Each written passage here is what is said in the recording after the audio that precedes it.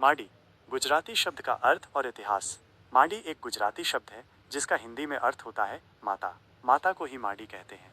माडी माता की उत्पत्ति। पौराणिक कथाओं के अनुसार सतयुग के अंत में दैत्य अमरुवा ने अपने अत्याचारों से सृष्टि में हाहाकार मचा दिया था।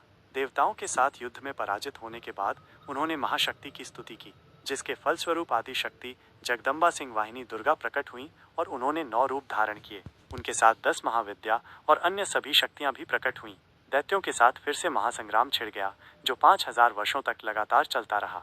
जब अमरुवा को अपने प्राण संकट में दिखे तो वो युद्ध छोड़कर भाग गया। रास्ते में उसने एक मृत गाय के शरीर का ढांचा देखा और सोचा कि इस ढांचे में छुपने से देव देवी उसके नजदीक नहीं आएंगे।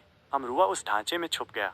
देवी शक्तियां पीछा करते हुए वहां पहुंची और देखा कि शत्रु गाय के ढांचे में घुसा है। सभी वहीं ठिठक कर खड़ी हो गईं, क्योंकि मृत गाय का ढांचा अशुद्ध माना जाता है। इस अशुद्ध ढांचे से दैत्य को निकालना असंभव था। ऐसी विषम स्थिति में देवियों ने अपनी हथेलियों को रगड़कर ऊर्जा उत्पन्न की, जो मैल के रूप में बाहर आई। श्री उमा देवी ने उस मैल को इकट्ठा करके एक मूर्ति का रूप दिया। सभी देवी और देवताओं ने मिलकर आदिशक्ति की स्तुति की। तुरंत ही उस मूर्ति से आदिशक्ति स्वयं हाथ में खंजर लिए 5 वर्ष की कन्या के रूप में प्रकट हो गईं और पूछा, हे माताओं, मुझे बताओ, क्यों मेरा आवाहन किया?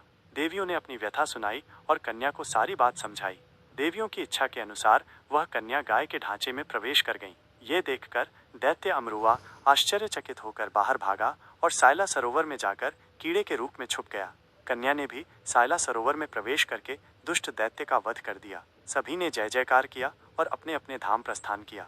लेकिन कन्या यदि स्वयं प्रकट होती तो काम निपटाकर लौट जाती। यहाँ तो उनकी रचना कर आह्वान किया गया था, इसलिए उन्होंने अपनी सृजनकर्ता उमिया माता को पकड़ा और अपना नाम, धाम और काम पूछा।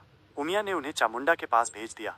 चामुंडा ने उस अनाम कन्या को कामरूप कामाख्या विजय हेतु भेजा। चामुंडा जानती थीं कि कामाख्या तंत्र, मंत्र, जादू टोना और आसुरी शक्तियों की सिद्ध स्थली है। यदि ये वहां से विजयी होकर लौटती हैं तो इनकी वास्तविक शक्ति का आंकलन होगा। फिर उसी के अनुसार नाम, धाम और काम सौंपा जा सकेगा। कन्या ने कामरूप के द्वार पर लगे पहरे को ध्वस्त कर दिया।